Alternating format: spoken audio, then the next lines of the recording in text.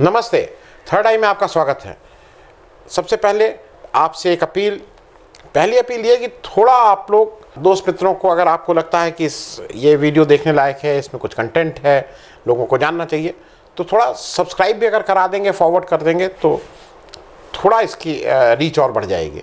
और दूसरा, हमेशा की तरह आपसे आग्रह है कि आर्थिक सहयोग का जो मंथली बेसिस पे भी एक है, वो ऑप्शन भी है, एक वन टाइम भी है। आज मैं फिर से किसान आंदोलन, क्योंकि मैं पिछले 1-2 दिन से किसान आंदोलन कर रहा हूँ। मैं जब बात सुबह दफ्तर में हम लोगों ने बात की कि आज क्या टॉपिक किया जाए, बहुत से विषय थे, लेकिन कभी कभी आप लोगों को लगता होगा कि हम लोग कैसे ये टॉपिक कैसे चूज़ करते हैं। तो पहली चीज़ ये होती है कि जब विभिन्न विषय होते रहे हैं देश के सामने जो करंट हैं, उसमें मैं जब हरदम देखता हूँ कि देश के लिए क्या, मेरे हिसाब से देश के लिए क्या इम्पोर्टेंट है। मुझे लगता है कि ये कुछ चीज़ें ऐसी हैं जो इस समय ज़रूरी हैं। हो सकता है, जिसको कहते हैं ना कि व्यूज़ इसमें कभी कभी उतने ना मिलें। ऐसा भी कई बार हुआ है कि मैंने कुछ ऐसे टॉपिक्स किए जानते हुए भी कि इसमें बहुत व्यूज़ नहीं मिलेंगे, लेकिन मुझे हरदम ऐसा लगा है कि मेरे दर्शकों को आप तक और कहीं ना कहीं ये डॉक्यूमेंटेड रहे कि उस समय देश की ये स्थिति थी और उस समय देश में क्या हो रहा था। इस समय आज फिर से बात कर लें, जो किसान इस समय करनाल में मिनी सचिवालय पे घेरा डाल के बैठे हुए हैं। ये सब कल शुरू हुआ। कल किसानों ने पहले ही आह्वान कर दिया था 5 सितंबर को ही कि भाई हम महापंचायत करेंगे करनाल में। उसका प्रोवोकेशन सबको पता ही है। 28 अगस्त को एक लाठीचार्ज हुआ था, जिसमें जो एसडीएम साहब थे, सिन्हा साहब, उन्होंने कहा था कि भाई ऐसी लाठी मारो कि सिर तोड़ दो। और मतलब उसी के प्रोटेस्ट में ये सारी बातें थीं। सिन्हा साहब को वहाँ से ट्रांसफ़र करके चंडीगढ़ में एक बेहतर जगह बढ़िया पोस्टिंग दे दी गई है। किसान इससे थोड़ा आक्रोशित थे, क्योंकि ऐसा लगा था कि जब ये साफ साफ एविडेंस भी मिल गया है कि जिस तरह का तानाशाही रवैया या जिस तरह का एटीट्यूड था उन एसडीएम साहब का, तो किसान ये कह रहे थे भाई इसकी इंक्वायरी करा लो, और अगर इस तरह का उन्होंने आदेश दिया है तो उस पर कुछ ना कुछ कार्रवाई होनी चाहिए। और ये इस पर काफ़ी दिन भर खींचतान चली। ये लोग पहले गल्ला मंडी में आके इकट्ठा हो गए, जो वहाँ की ग्रेन मार्केट है, और काफ़ी बड़ी संख्या में थे। फिर इन लोगों में से 11 लोगों को बुलाया एडमिनिस्ट्रेशन ने कि आप आइए और हमसे बात कीजिए। अच्छा, एक चीज़ आप हरदम ध्यान रखिए कि किसान ये जानते हुए भी कि ये आपको थकाने के लिए या आपको उसके लिए यह सब कार्रवाई हो रही है, वो एक बार भी अगर सरकार की तरफ से ये प्रपोजल आता है कि आइए और बात करिए, वो मना नहीं करते हैं। देव नेवर। कुछ 10-11 राउंड सेंट्रल गवर्नमेंट ने बात उनसे की थी। कई बार दिन भर बुला के बिठाए रहते थे, 2-2, 3-3 घंटा, लेकिन उन्होंने एक बार भी ये नहीं कहा कि हम बात नहीं करेंगे। वो हर बार आते थे और वहाँ बैठते थे। तो वो पेशेंस का जो खेल होता है, उसमें वो पेशेंस पूरी तरह से अपना धैर्य का परिचय दे रहे हैं। मैं इसके बियॉन्ड आपसे एक चीज़ ये करूँगा, ये मुद्दा, ये क्या मुद्दा, मतलब कैसे ये मुद्दे बनने शुरू हुए और कैसे ये आंदोलन जो एक किसान बिल से शुरू हुआ था, आज एक देशव्यापी आंदोलन होता जा रहा है जो जन जन तक पहुंच रहा है। सबसे पहले ये मुद्दा कैसे बना, मैं हर चीज़ में उसको 4-5 चीज़ों में आपको समझाने के लिए कोशिश करूंगा कि 4-5 पॉइंट में समझा दूं। पहला मुद्दा शुरू अगर आप करिए तो 3 किसान बिल का विरोध हुआ था पार्लियामेंट में। जिस ढंग से उसको पास राज्यसभा में कराया गया, वो सब ने देखा था, पूरे देश ने देखा था। शुरू में ये हुआ था कि भाई ये इस कानून को वापस लो, ये करो। उसके बाद उस मुद्दे में एक और मुद्दा जुड़ा कि एमएसपी अब हमें चाहिए, एमएसपी कानून वापस लो और मिनिमम सपोर्ट प्राइस फिक्स करो। फिर एक मुद्दा और इसमें जुड़ गया। जैसे जैसे ये लेट होता गया, लोगों की बातें होती गई, किसान आके बॉर्डर पे बैठ गया। फिर आया बिजली का एक मुद्दा शुरू हुआ, क्योंकि सरकार इस तरह के बहुत से कानून या बहुत से अध्यादेश या बहुत से वो ला रही थी जिससे किसान को बांधने की कोशिश कर रही थी। फिर एक पराली जलाने की बात हुई, जो ठूट रह जाता है नीचे, उसको जलाने से ऐसा है कि इन्वायरमेंट ख़राब होता है। सरकार ने उस पर बहुत सख्त कानून बनाए थे और उसमें बहुत से लोगों के अगेंस्ट एफआईआर हुई थी। वो भी एक मुद्दा इसमें आके जुड़ गया।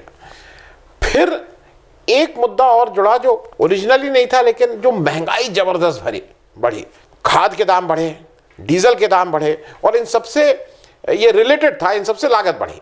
जब लागत बढ़ी तो नेचुरली एमएसपी ज़्यादा रेलिवेंट हो गया कि भाई एमएसपी तो इस समय होना ही होना चाहिए, क्योंकि एमएसपी का भी एक फॉर्मूला था कि कॉस्ट के साथ कितना और जोड़ के उसको एमएसपी होना चाहिए। फिर इसमें एक जो चीज़ आके जुड़ी, इस महंगाई के साथ साथ वो लेबर लॉस की बात भी कहीं ना कहीं मजदूरों के साथ वो हो रहा था, लेबर लॉस को डाइल्यूट किया जा रहा था। मजदूरों को लगा कि वो भी आके इस आंदोलन से, क्योंकि एक बहुत बारीक सा फर्क रहता है कृषक मजदूर ऑर्गेनाइज सेक्टर के मजदूर, अनऑर्गेनाइज सेक्टर के मजदूर, वो कहीं ना कहीं एक दूसरे से रिलेटेड रहते हैं। और जो अंत में अभी आया है वो मोनेटाइजेशन का मुद्दा में जब ये लगा कि अब तो एफसीआई भी बिक जाएगा, सड़कें भी बिक जाएंगी और रेलवे भी बिक जाएगी, और ये बिल्कुल साफ साफ लग रहा था कि अगर एफसीआई के गोडाउन बिक गए तो कैसे गरीब आदमी को खाना कैसे मिलेगा, उसकी स्टोरेज कैसे होगी। अगर बड़े देश के बड़े साहूकार, बड़े सेठ अगर उसको करेंगे तो उसकी कॉस्ट दूसरी हो जाएगी। वही राजमार्ग के साथ है कि राजमार्ग अगर आपने नेशनल हाईवेज बेच दिए तो कैसे चलेगा वो किसान, इत्यादि इत्यादि। ये तो एक बात हो गई। उससे जो मुझे लगा कि ये तो मेन इश्यूज थे जो किसान के साथ। अब इसके साथ साथ कुछ देश में और भी ऐसी चीज़ें हो रही थी जो इस आंदोलन के हालांकि वो अपने में भी बहुत ही इंपॉर्टेंट थी, लेकिन किसान आंदोलन के साथ साथ ये मुद्दे भी आके धीरे धीरे जोड़ के लगे और उसको ताकत देने लगे। एक मुद्दा हुआ बेरोजगारी का। पिछले 4-5-6 साल में जिस तरह से बेरोजगारी गिरी है, उसका बीच के अभी कोरोना के काल में तो और बेरोजगारी बढ़ी है। तो बेरोजगारी बढ़ने के साथ ही साथ वो भी एक मुद्दा डायरेक्टली इनडायरेक्टली इसमें आके मिल गया। फिर कोरोना का जो कुप्रबंधन हुआ, मिसमैनेजमेंट हुआ, वो भी एक आम जन उससे बहुत ही हिला हुआ था। जो लोग ऐसे थे जो प्रशंसक थे, वो कुछ लोग पूर्व प्रशंसक की कैटेगरी में आ गए। तो वो एक मुद्दा, मुझे कोरोना का कुप्रबंधन भी इसमें जुड़ा। फिर वो प्रवासी मजदूर वाला, अगर आपको याद हो, जो माइग्रेंट लेबर थे, वो कुछ घर वापस आए, घर में भी कुछ मतलब गांव में भी कुछ करने को नहीं था, फिर वापस गए, वहाँ नौकरी नहीं है, उनके भी हाल बेहाल हैं। तो कहीं ना कहीं वो किसानों से ओवरलैप कर रहा है, किसानों को मुद्दे को, मतलब वो ज़्यादा व्यापक होता जा रहा है। फिर एक बात सांप्रदायिकता की, वो मैं इसलिए कह रहा हूँ कि सांप्रदायिकता का जो वो था, वो भी कहीं ये था कि भाई ये तो एक संप्रदाय के ही लोग कर रहे हैं और दूसरे नहीं, उसको भी कहीं इसमें डालने की कोशिश की गई। और अंत में जातिवाद की बात तो मैं करूँ का जो मुद्दा आज की तारीख में लोग परेशान हो रहे हैं, क्योंकि अब इतना जातिवाद सुबह से शाम तक जातिवाद जाति उसी पे सम्मेलन, उसी पे वो कि हमने मंत्री इतने जात के बनाए, हमने ओबीसी बनाया, हमने क्या किया। ठीक है, अब मैं कुछ आपको बातें बता दूं कि बीजेपी की ने मेरे हिसाब से क्या क्या गलतियां की किसान आंदोलन के रेफरेंस में। सबसे पहले तो उन्होंने ये किया, जो किसान आंदोलन को डिस्क्रेडिट करने का काम किया। शुरू में उन्होंने कहा ये आढ़तियों का है, फिर उन्होंने कहा ये बड़े आदमियों का है, फिर उन्होंने कहा ये पंजाब हरियाणा के किसानों का है, इस तरह का इन्होंने कहा। 11 राउंड की उन्होंने नेगोशिएशन किए किसान के साथ सरकार ने कि, और वो ये बताना चाहते थे कि वो जनरल आम आदमी की तरफ ये सरकार चाहती थी कि मैसेज ये चला जाए कि सरकार तो बहुत कीन है, इनकी बात से बातचीत करना चाहती है, लेकिन यही नहीं चाहते हैं। वो नहीं हो पाया। फिर 26 जनवरी को वो एक जो इंसिडेंट हुआ, निशान साहब फहराए गए लाल किले के उस खाली पोल पे, उसको कहीं राष्ट्र ये एंटी नेशनल से जोड़ा गया कि इनको डिस्क्रेडिट करो। फिर इनको कहा गया खालिस्तान, क्योंकि सरदार लोगों का, पंजाब के लोगों का बहुत ज़्यादा एक था, क्योंकि इस पूरे आंदोलन की जो मुझे अभी भी लग रहा है, जो स्पाइनल कॉर्ड, जो बेसिकली रीढ़ की हड्डी है, वो जो ताकत जहाँ से आ रही है वो लंगर है। और लंगर, वो पूरा सिख समुदाय उसको बिल्कुल ठीक से मैनेज किए हुए, क्योंकि भोजन, कल रात में भी जब मिनी सचिवालय में करनाल में घेरा डाला गया तो उसका वो आप खाना का बंदोबस्त करो, तो वो खाने का बंदोबस्त भी हो रहा है। तो लंगर इसका एक वो है जिसको इन्होंने खालिस्तान करके उसको कहीं डिस्क्रेडिट करने की कोशिश की, वो भी नहीं हुआ। मुझे लगता है एक बीजेपी से और सरकार से एक बहुत ही टेक्निकल दिक्कत हुई, और वो सरकार का अहंकार मैं नहीं बोलूँगा, तो वो आदत है कि एक बार मैंने जो कह दिया उसको कह दिया। 600 से ऊपर जो किसान है वो शहीद हो चुके हैं, एक संवेदना का शब्द आज तक नहीं बोला। मुझे ये लगता है इसमें किस बात की कंजूसी, ये तो जवानी जमा खर्च था। अरे कुछ कह देते उसमें कि भाई ये पार्लियामेंट चल रही थी, उसमें आप जब ओपनिंग स्टेटमेंट देते तो लोगों को लगता नहीं देखो ये लो, वो भी आपने नहीं किया। और आप बार बार एक कोशिश, जो नेतृत्व था उसको कहीं ना कहीं डिस्क्रेडिट करने की कोशिश थी, आपस में फूट डाल दो, कहो कि ये तो इलेक्शन लड़ना चाहते हैं, फिर वो ये दिखाओ कि राकेश टिकैत देखो 5 स्टार होटल में बैठ के चाय पी रहे हैं, या तरह का जो भी नेतृत्व था। ये तो एक बात हुई। फिर मुझे लगा कि इसके, मैं अब आपको, ये तो बीजेपी की गलतियां, अब इसके जो टर्निंग पॉइंट्स कह लीजिए या माइलस्टोन्स कह लीजिए मेरे हिसाब से इस आंदोलन के अभी तक के, सबसे पहली चीज़ 26 नवंबर को जब इन्होंने कॉल दी हुई थी 1-2 महीना पहले, इनको बॉर्डर पे जिस तरह से इन्होंने रोका, ये इनको उम्मीद ही नहीं थी सरकार को कि वो वहीं पे बैठ के लॉन्ग टर्म के लिए हो जाएंगे। क्योंकि सरकार अगर इनको आने दी होती और जहाँ जा रहा तब कोई दिक्कत नहीं थी, सरकार इनको रोकने लगी, बैरिकेड लगाने लगी, सरकार ने वो किया, आपको याद है गड्ढे खोद दिए गए, हाईवे को खोद दिया गया। तो वो एक पहले, मतलब मेरे हिसाब से वो एक माइलस्टोन था, जहाँ से कहीं ना कहीं किसानों को लगा कि नहीं, और देश को भी लगा कि नहीं, अगर यह है तो अब हम एक लॉन्ग टर्म यहाँ धरना देना ही होगा।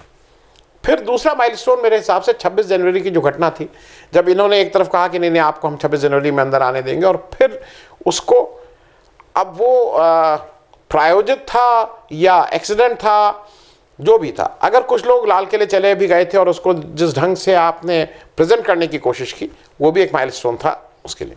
फिर 28 तारीख को जब वहाँ से ये लग रहा था कि गाजीपुर बॉर्डर से अब मामला ख़त्म हो जाएगा, उस रात में जब आपके कुछ विधायक लोग अपने लाव लश्कर के साथ और पूरा गोदी मीडिया ओबीसी वैन एन के साथ ये दिखाने के लिए कि मोर और less this is the funeral, और उसका ऑबिचुरी लिखने के जैसे सब लोग वहाँ पहुँचे कि अब तो आज समाप्त हो गया है, वहाँ पे राकेश टिकैत के आंसू, वो भी एक टर्निंग पॉइंट था। उस आंसू ने फिर चीज़ें वो की। चौथा माइलस्टोन मेरे हिसाब से बंगाल का चुनाव था। बंगाल का चुनाव में इन लोगों के रोल कितना था कितना नहीं था, वो एक डिबेट की बात हो सकती है। किसान वहाँ गए, किसानों ने कहा कि बीजेपी को हराओ, लेकिन जितने ढंग से पूरी भाजपा, हमारे मोदी जी, अमित शाह, ये सब लोग लग गए थे बिल्कुल बंगाल में, वहाँ पे जो ममता बनर्जी ने शिकस्त दी, वो भी एक टर्निंग पॉइंट हुआ। और एक और टर्निंग पॉइंट मेरे हिसाब से है जो साइकोलॉजिकली है, वो कहीं अगर आप वैसे देखेंगे तो नहीं मिलेगा। उत्तर प्रदेश के जो पंचायत चुनाव हुए, उसमें बीजेपी ने मैनेज करके ये तो कर ही दिया ना कि हम इतना अनकंटेस्टेड और निर्विरोध हमने इतनी जगह जिला पंचायत अध्यक्ष बना लिए, लेकिन जो जीता हुआ आदमी होता है, अगर आप उसको किनारे करके उसको जबरदस्ती रोक के घर में उसको नॉमिनेशन नहीं अगर करते हैं तो उसका प्रतिकार होता है, उसका रिएक्शन होता है, तो वो भी आपके अगेंस्ट काम किया। मेरे हिसाब से वो भी एक माइलस्टोन है, जिस तरह से उत्तर प्रदेश के पंचायत चुनाव को सरकारी पार्टी जो बीजेपी है जिसने हैंडल किया है। और फिर एक माइलस्टोन 28 अगस्त को वो जो किसानों के ऊपर लाठीचार्ज, और उससे पहले वो जो एसडीएम सिन्हा साहब थे, आयुष सिन्हा साहब, उनका वक्तव्य कि किसानों को कैसे उनके सिर को निशाना बनाओ इत्यादि इत्यादि। और लास्ट माइलस्टोन जो अभी मेरे हिसाब से हुआ है, वो 5 सितंबर को जो महापंचायत मुजफ्फरनगर में हुई, जो ऐसा माना जा रहा था कि ये तो मामला ख़त्म है और अब कितने दिन तक बैठे रहेंगे इसका असर नहीं है, उसने अपना असर दिखा दिया है। उसने अपनी इंटेंशन बिल्कुल क्लियर कर दिए हैं कि यूपी विधानसभा इलेक्शन में वो कुछ ना कुछ वो करेंगे। अब मैं आपको अभी क्या क्या हो सकता है, जहां आज हम लोग खड़े हैं, अब क्या हो सकता है, मेरे हिसाब से अगर आज सरकार इनकी बात मान भी लेती है तो अब देर हो चुकी है। जो डैमेज होना था वो डैमेज हो चुका है। क्योंकि दूसरी बात, ये जो मीडिया है वो सरकार ने इतना उसको गोदी मीडिया बना दिया है कि अब कोई उस पर विश्वास नहीं कर रहा है। अगर आप कोई अच्छी उससे भी कहोगे तो लोगों को लगेगा नहीं इसमें कुछ ना कुछ मीडिया का अपना निजी स्वार्थ होगा। किसी नेता को आपने ऐसा नहीं रखा, आपने अपने बीजेपी ने अपने किसी नेता को इस तरह से डेवलप ही नहीं किया, आपने वो नेतृत्व ही नहीं किया कि जिसकी ये साख रहे कि भाई वो जाके बात कर सकते हैं। आपके आप कुछ लोग ऐसे थे जिनकी साख थी, आज नहीं है।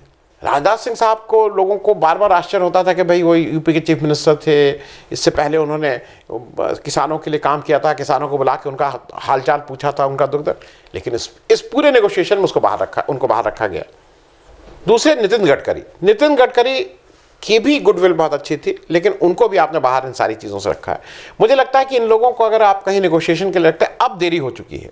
फिर आपने क्या किया है कि इतना देर कर दिया और चुनाव सामने है कि अब सारी विरोधी पार्टियां, मजदूर संगठन, यूनियन, उनको ये समझ में आ गया है कि इससे बड़ा मुद्दा उनको नहीं मिल सकता है, और वो भी आके किसानों के पीछे लामबंद हो गए हैं, जो भी विपक्षी पार्टी हैं। और कोई कह सकता है कि उनके अपने एजेंडा हो सकता है, उनका अपना एजेंडा हो, लेकिन आज तो मतलब वो ये दिखाई रहे हैं कि बिल्कुल किसानों के वो पक्ष में खड़े हैं और बीजेपी दिख रही है किसानों के विरोध में खड़ी हुई है।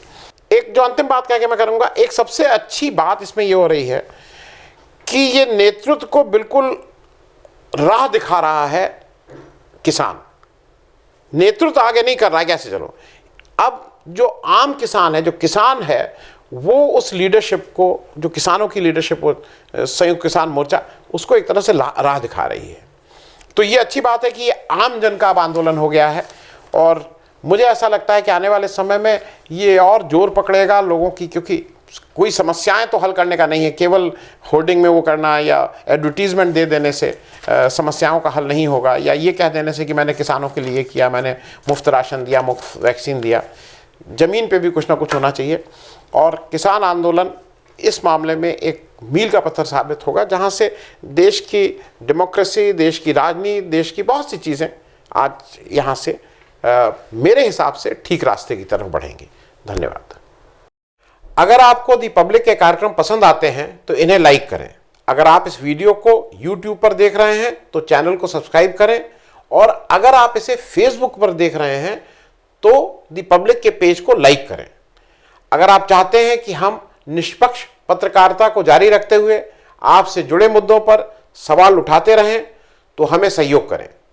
आपका छोटा से छोटा सहयोग भी इस मुहिम को जारी रखने में हमें ताकत देगा। डोनेट करने के लिए डिटेल्स जो हैं वो डिस्क्रिप्शन बॉक्स में दी गई हैं। धन्यवाद।